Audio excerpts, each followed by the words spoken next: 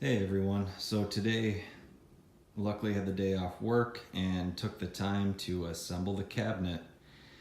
It was pretty straightforward, very comparable, just bigger to the Red Sea Reefer 250 that I built a couple years back. Obviously this one I decided to go with the white. Right now in our new house everything is pretty much white. Kitchen cabinets are white, so I wanted it to blend in pretty nice to the environment. Spent the extra money. One thing that I am kind of disappointed of, and I may have read this and just forgot about it, but I do remember a couple years back that they used to make these completely white, including the interior, obviously except for the foam pad in the sump area. But it looks like now, I don't know if it's just to cut cost or whatever their reason may be, the interior is black. The whole back panel over here is black, as you can see. So really, the only things that are white are going to be your two side panels, the front kick plate, and your doors. Which, in the end result, I mean, it's still going to look white because you're going to have the cabinet shut and the cabinet door shut most of the time. So you're not going to really see the inside unless you're doing maintenance on it. The white would have been nicer, just, especially having a couple lights on the top. It would reflect things better, be a little bit more bright, but that's kind of nitpicking at this point. Again, the quality of the materials coming from Red Sea is exceptional. I have no complaints. There were two issues that I ran into when building this that I wanted to share during this video, just so that anyone who purchases this tank or a larger or smaller size, something to just be aware of. One of the issues specific to if you buy the white cabinet version. So the first one being the bottom kick plate right down here. So for this size tank, the cabinets came in two different boxes.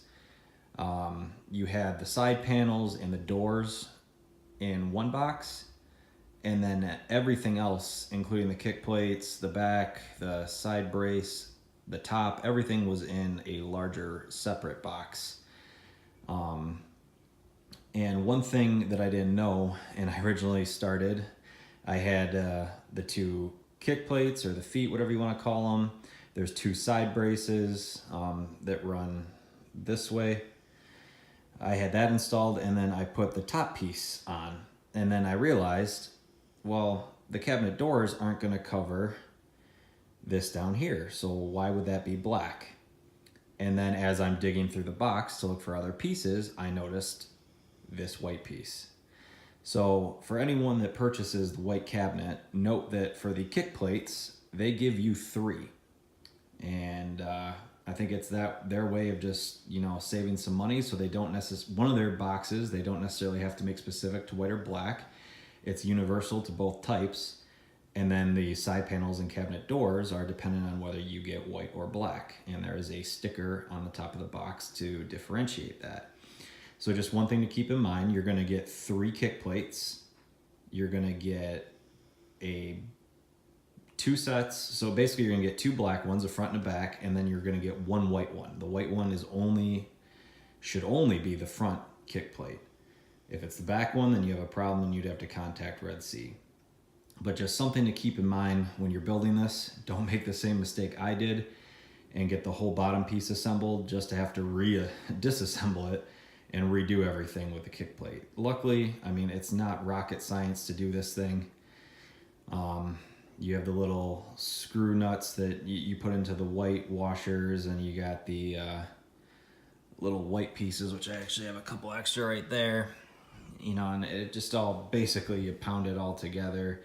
And then you have these metal, I don't know exactly what to call them, but metal type fasteners, screw fasteners that, you push in and tighten, and it locks it into place. So, I mean, it's a very easy build, and it wasn't that hard to disassemble and redo it, but it was just kind of a pain in the butt. Second issue that I ran into, and I gotta grab my flashlight up here. So obviously down here is the sump area. Everything is padded, and as you can see, you have a little bit of a lip that runs all the way around, just so your sump is nice and securely fit. The problem came when I was installing this left panel side piece right here. So the lip is actually connected to the panel.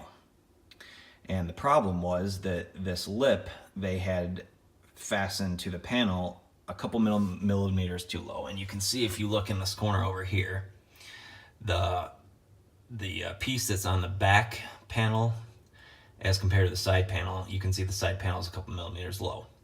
So at first, when I was fastening the side panel to the back and bottom, I could not get the bottom over here on both sides to completely fasten together. I had like a 2 or 3 millimeter gap. And for those of you that have built these, you'll know what I'm talking about, but when I tried to get the screw fasteners to tighten, there was nothing to really tighten against because the top of the actual screw that it locks around was so low it wasn't coming through the pilot hole. So basically all I did was I untightened the ones that I had already tightened up, took the whole side panel off, and then I cut about 3 to 4 millimeters off of this side foam lip here. And as you can see here, the foam lip actually went lower than the bottom foam. It actually went down to about the top of my fingertip there. So the thickness of this foam was the gap that I had running all the way along the front and the back of the tank.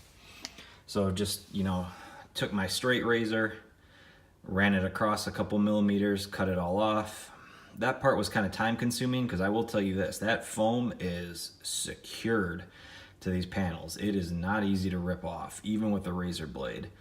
I had to use a hammer to get the razor blade under the foam to, completely kind of loosen it up. It wasn't exactly clean, but it did the trick enough to where I was able to fasten the side panel to the rest of the cabinet. So those were the two main issues basically that I observed when building this. Just wanted to share it. Again, like I said, for those of you that get this, just note that the white cabinet, you're actually going to get 3 kick plates. Make sure you get the white one up front when you're building it. Don't use the 2 black ones. Actually, there's the extra one right there. And then just be aware of these foam pieces when you're securing. The nice part is the right side of the tank over here, there is no foam.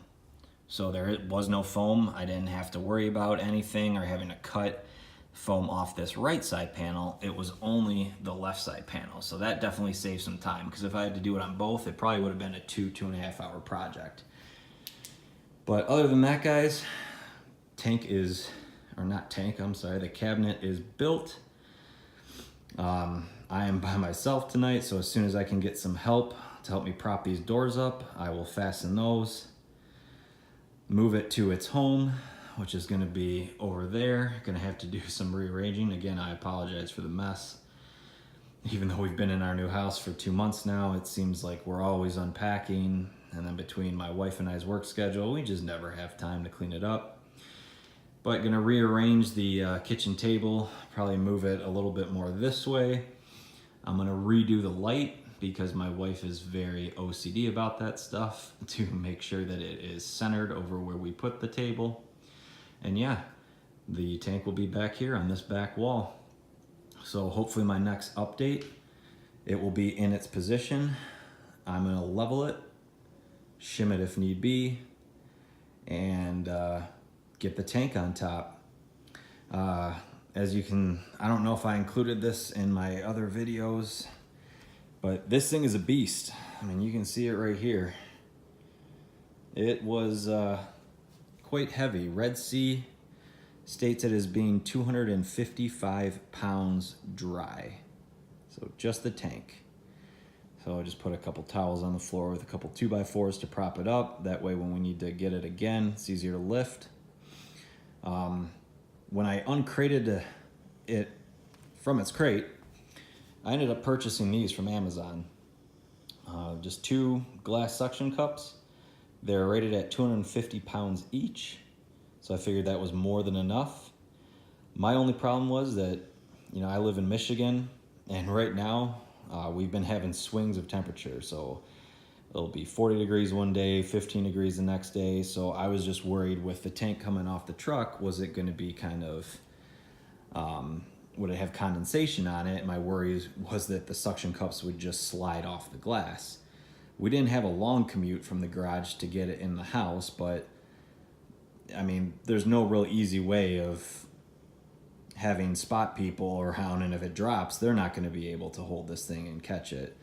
My other option was I was going to get a dolly and just get it to at least the front porch where we could get in the house and have extremely minimal contact with cement. But when I uncrated it, there was absolutely no condensation. It was a fairly dry day. There wasn't a lot of moisture in the air. So the suction cups, I felt were going to work quite well. They did. Got them in the tank. So I will highly recommend those suction cups, guys. If you get a tank this size and you're looking for a nice creative way to get it in the house, those work phenomenally. I feel it was a lot better ergonomically than trying to grab from the bottom of the tank, lift it up. You know, especially trying to get through a doorway, you'll have your elbows pointed out to the sides. You might not be able to get in very cleanly. So that's what I did to get the tank inside the house, and this is where it's going to sit by the side of our sectional until we move it to its permanent home. The one thing that I'm going to leave with you guys here, and I would greatly appreciate some feedback on this from people who are in a similar situation. So this is a brand new build house that I'm in. It was built less than 4 months ago. I have joists in the basement that run this way. And I believe I have one of the main supports about under the kitchen sink running this way. And then obviously this wall is a foundation wall. The nook is a foundation wall. This is all the foundation of the house. So I'm not like in a middle room or anything. It's going against the back wall where right under it is the foundation to the basement and the house. So the only thing I'm slightly worried about, and I don't know if I should have a plan B in the making, is does anyone feel like it would be a smart idea to support the basement, or being that it's going to be against a foundation wall, should that be good enough? Because I'm assuming that this tank is going to weigh close to approximately 2,000 pounds when filled with water, sand, and rock. And, you know, add in a couple more pounds for livestock or what be it. But that's my only concern. I would be a lot more concerned if I was putting this in a bedroom that it wasn't against the foundation wall. But again, this whole wall is settled on the foundation.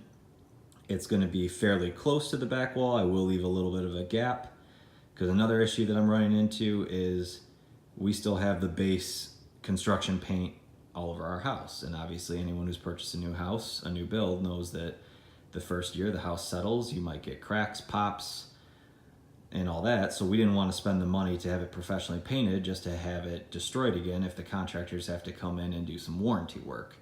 But I gotta leave enough gap to where we can paint the wall behind it and not leave it white in the rest of the walls, whatever color we decide.